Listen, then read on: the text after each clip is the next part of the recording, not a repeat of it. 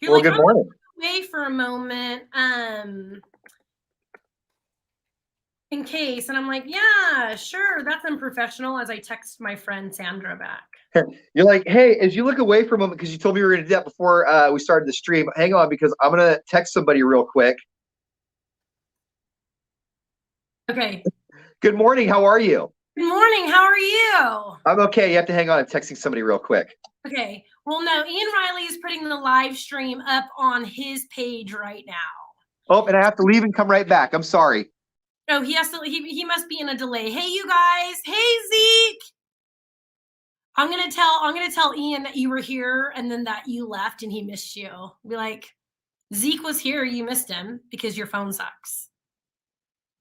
How are you? Hi. Good morning. Ian Riley's jumping back on. He had to jump off real quick. He's having some technical difficulties. Oh, Zeke was just here. You missed him. Can I we're going to throw down with Zeke, but that's not the purpose of today's stream. We'll talk about that another time because Zeke and I mapped something out. You know, he's really into cornhole and I'm really into disc golf. If you're new to the show, I am Madden. He is Riley. His buddy Zeke is somebody he's known since elementary school. They fought once, which really they just had the yard duties come break it up. We danced a little bit. You're hardcore. You guys are big time athletes. Oh, I mean, almost pro. Ian's into disc golf and Zeke's into cornhole. I mean, you guys, we're talking to two Olympians. We're so athletic that we turn athlete into a 3-syllable athlete. So you challenged him to disc golf, and then you challenged him to cornhole, and you guys are going to do this competition. Yeah, I took a video, and I'm like, I don't see you on the disc golf course, buddy, because I made a cornhole thing. Cornhole doesn't seem that hard. And then he took that to the next level, and he got all of his friends that disc golf. He's like, hey guys, I need you to come train me.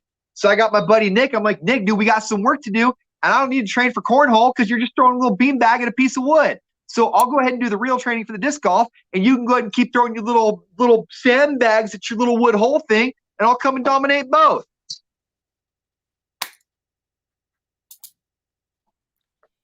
That's what Ian Riley thinks. I also challenged him against any woman to take more bags into the house from the trunk to the house. I told Ian Riley that any mom will win that battle. I was just thinking about this. We need to, in our parking lot maybe, come up with a single parent at home obstacle course, right? To see who can do it the quickest. We'll have bringing the groceries in from the car. We'll have like feeding dinner while simultaneously trying to take a few bites off of the plate that you put aside for yourself, and we'll see who can finish their plate plus get dinner on the table the quickest. I'll choose what else the woman is there? every time. Huh?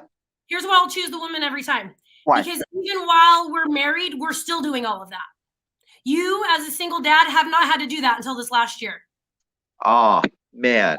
My girlfriend Danelle literally wrote me yesterday. She's like, I had to carry in a month's worth of groceries, a toddler, McDonald's, and Spider-Man hero figures. Yeah. Mm-hmm. You know what? That sounds like a lot. Go ahead and add in some plushies that my kids left in the backyard, back of the car. I'll grab those too. Yep. See, here's Denise. She's like one trip while carrying a toddler. And that's where I learned with the Zeke and the Denise is we had an apartment and Joe had a daughter. I wasn't even a real mom yet. And I had to carry her up the stairs and all of the groceries. And I was like, dude, you learn fast that one trip rule. Well, okay, but here's where I'm going to come in strong and say you can try and bring it, but I'm probably going to win. Because you have to remember that my life consisted for quite a while of 2 children and then somebody with and then also some disabilities in there that we worked with, right? So like I feel like you did more than some other men that I know. So you're still going to lose though. Just not as bad as what you're saying. Yeah, I'm not trying to disrespect you as a dad and say that you don't do anything because I think you do, but you're going to lose. You think I don't got this one? Like my ex-husband, but you're going to lose. So this year we're checking in with each other for the new year. Okay. And then we're going to talk you and Zeke. I want to be there when you do the cornhole thing. I think we're gonna do it both in one day. I think I'm gonna drive up to Sacramento because he's got his little cornhole tournaments up there. I don't have any down here, and I think we're going to do like a day of disc golf, like 9 holes disc golf, and then cornhole after. Ooh, that'll be cool. Yeah, yeah. Cool. Okay. Okay. I'll go hiking during the disc golf part, but I'll come for the cornhole. You are hiking when you're disc golfing. Sure. All right. So we're talking about New Year things.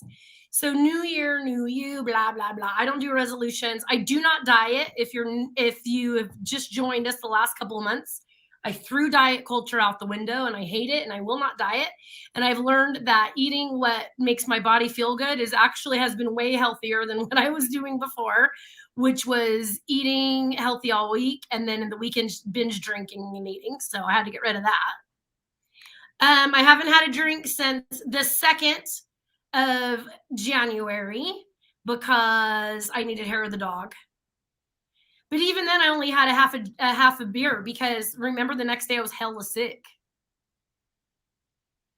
I've been running and I've been doing all these things, and so my friend wrote me.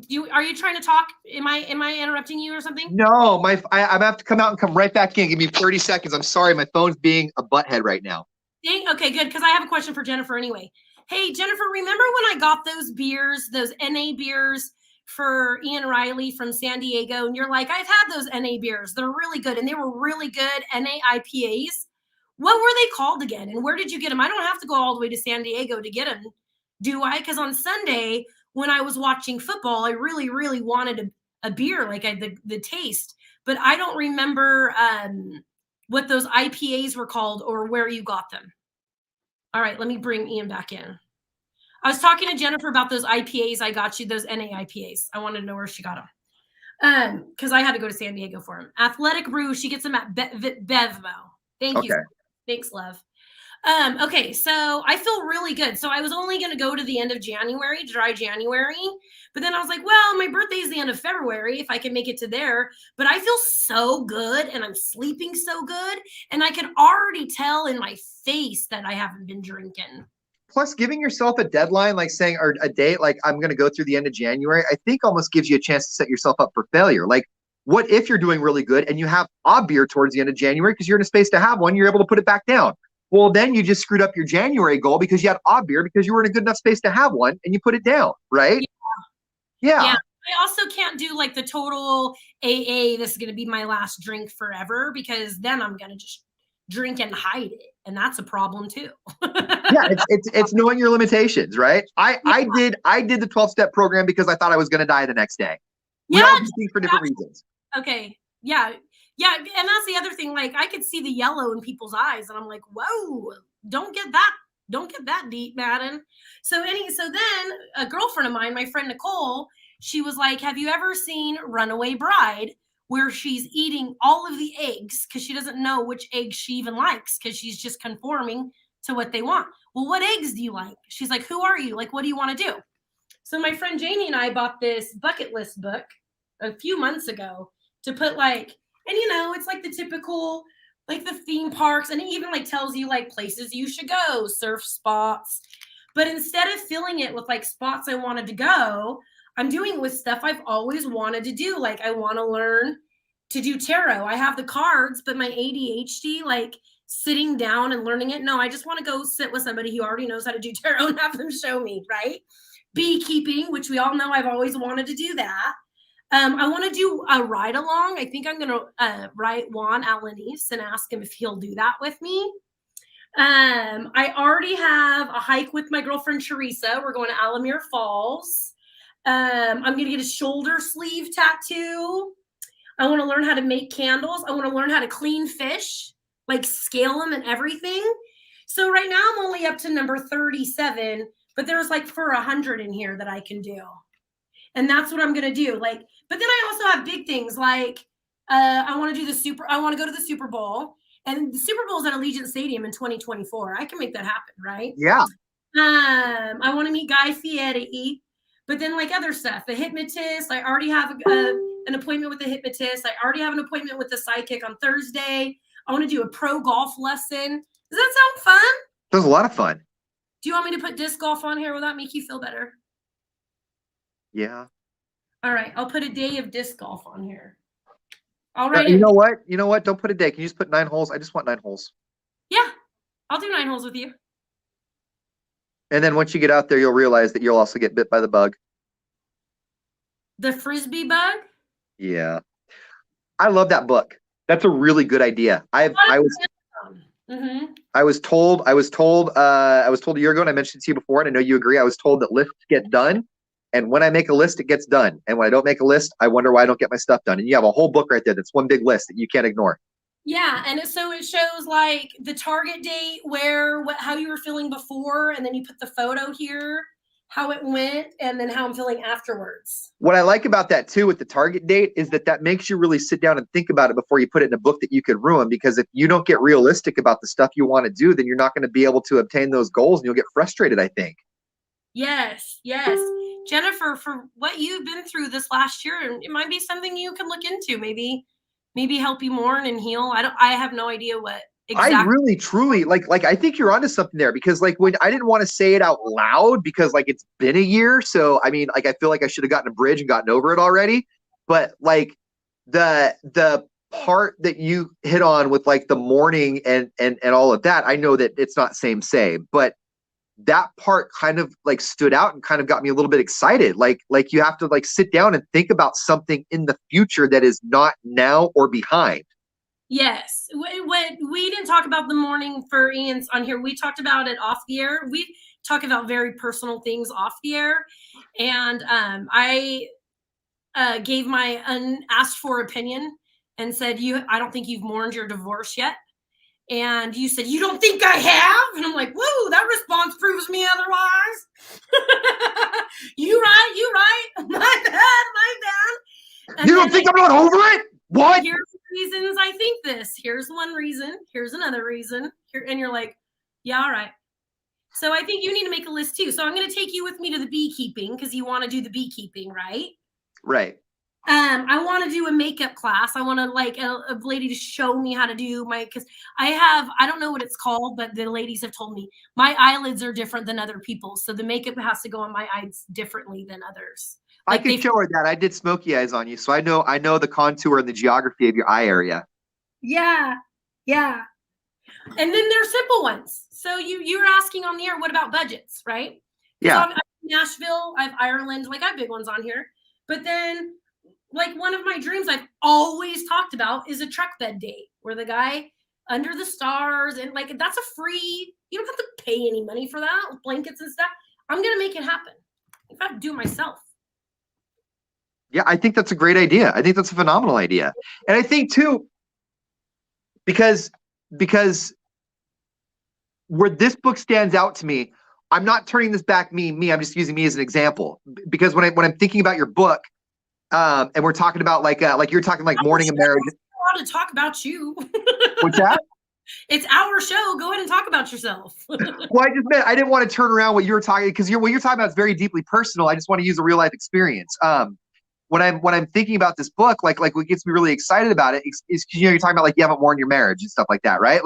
And I thought that I did, because at the end of the day, when you think about like traumas or things in the past, for me specifically at this one, it's not the person or the thing anymore. It's the moving ahead and figuring out like you said, figuring out who you are. And so I see that book, and I think the part that petrifies some people or keeps some people stuck moving forward, and where a book like that works, is you're absolutely right. Like there's a lot of parts in people that I think that they don't know about themselves, because I'm thinking about all the stuff that I could put on that bucket list. And it's things that for, 10, 12, 15 years I've wanted to try, but either A, never had the courage, or B, just didn't have the company that I thought would also want to try it with me. But then C, once you have that opportunity to do it, until you see it on paper or put it in a book like you just shared, it becomes something that you're scared to do, because you don't know if you're going to like it. You don't have anybody that you can do it with. And you also have a million things going on up here to make you think, is that what I should be doing now? Or there are 2 or 3 other things I should be focusing on right now too. And so that book to me seems like it's a lot of like really good self-care on the recreational side of yourself, like healthy recreational self-care. Yes. And it's just, and before, because with a job like this, you're always thinking, well, how does it grab an audience? And so for 19 years, you and I have been like, well, what is this going to do for our listeners? And I love you guys. Please don't take this the wrong way, but this is for me. So you could follow along or you don't have to, but I'm finally doing this for myself and not if people like it or don't like it. So that's what you have to do. You have to make your list, not what list would I do? Because you have a new buddy, Nick, or with Zeke. Like, what would Zeke want to go and do with me? Or what would Nick want to go and do with me? Or what would Right. whatever person I'm dating want to go? No, what do you want to do? And if you Well, want, my friend Jamie has never been to a crab feed. So we're all helping each other out. So like you and I can do the beekeeping. We can cut off of our list together. Jamie's never been to a crab feed. So I'm taking her on Saturday for her first thing off of her list, you know? so I wanted to tell you that this weekend was a milestone weekend in my relationship. Nick and I went out and did something not at the disc golf course. Really? Oh, and Zeke, during your disc golf cornhole day, I could bring my travel Traeger and you can smoke on it and your food, your guys' tri-tip will be done by the time you're done playing cornhole. Go ahead. Yeah, that'd be awesome. Yeah, no, it was our first time. It was Nick's first date. It was our first date. It was our first bar date. Okay. So Ian Riley doesn't drink, but he has been sober for so long that he has no problems being inside a bar. He's been my driver a million times. I'll overserve you on purpose because it's fun for me. And he's a pusher. Yeah. So you and Nick, but Nick, he'll have some drinks, right? Oh yeah. So you guys went out and was it chill or what kind of date was Nick? You know what it was? It was just me, him, and his buddy Josh, and then another couple of people ended up showing up shortly after. But I learned how to play shuffleboard for the first time, and apparently I'm pretty good at shuffleboard. Shuffleboard's a lot of fun. You know where you should go? Where'd you go? Running Iron? Well, okay, check this out. We went to the Running Iron because Nick plays a lot of shuffleboard, and he said in town, Running Iron has the best shuffleboard than any other place in terms of straightness and like a good board. Like he's super competitive. A while since I've been to the Running Iron. Not for any ill reason. I just haven't been. But anytime somebody mentions shuffleboard, they mention the Running Iron. I think 108 in Riverbank has shuffleboard too. I know the 133 in Manteca does. Don't go there. But the 108 in Riverbank, I believe they have darts and a pool. So if your buddy is like competitive in that way, that could be a good spot. Oh, I think that would be great. I think that'd be great. The only reason I went to the Running Irons, I mean, that's where they went. I guess the owner is a pro. He's part of they have a shuffleboard. It's a shuffleboard alliance or something like that. It's like a whole tournament league thing. And I guess the owner of the Running Iron is like pro or wins like Vegas tournaments for shuffleboard. Oh, okay. So yeah, the owner, yeah. So the Murphy's Historic Hotel has big cornhole in the back, big cornhole pits in the back. And then what's that game where that has two balls on each side of the string and you throw and it has to wrap around and you get points? Oh, I know what you're talking about. I don't know the name of the game, but that's a fun one. Knows what we're talking about. That's in the back of the hotel too. So I'm going to have a birthday February 26th at the Murphy's Historic Hotel. So you and Nick should come up and I'll ask them to set up the cornhole pits and everything. I think that sounds like a great idea. I love your book idea. I texted my buddy as soon as you showed me. I'm like, hey, dude, 2022 is our year. We're gonna do this. We're gonna make some realistic goals. We're gonna charge forward. And he seemed on board, but we're dudes, so we'll probably forget about it in a week, maybe tomorrow. I'll remind you, because I need to clean some fish. My friend Anna said that she would teach me. Like I know it sounds crazy, but like the next man I'm with, I want him to go. I'll go fishing with you too. I love to fish. But if you could bring me home a big old thing of fish and then just sit there with some beers while I clean it and scale it and turn on the smoker and then we cook together, like that's an ideal date for me. Like I'm turned on right now just talking about it. You know what, guys? I mean, this is just the struggle I have as the only dude in this building. Is it bocce ball? No, bocce ball is the one where there's a little bitty tiny ball all the way at the end, and then you got to get closest to the ball. Okay, yeah, that they have that at the hotel. Yeah, bocce ball. Yeah. Okay. And I'm surprised that they have croquet takes a little bit more. Never mind. Croquet? No, there's no croquet in Murphy's, I'm sure. Nobody playing croquet. We came to the historic Murphy's Inn for some bocce ball, cornhole, and croquet. You know what? When I worked up there at one of the wine bars, the eclectic amount of people, and it was usually the Bay Area people because everything there was still shut down, and in Murphy's nobody really cared. And no, we don't have the croquet. How You about know the what's funny about Murphy's? beer was in a can? And I looked at him and I go, I'm real picky about my light beers too, bro. And this is why you don't want me working for you, because I talk back. Do you know that? Okay, the difference between Murphy's is a lot like my hometown Auburn in terms of like in the forest, small, but like really really nice, right? You think it's bougie, but then you meet the people and they might have money, but they ain't bougie.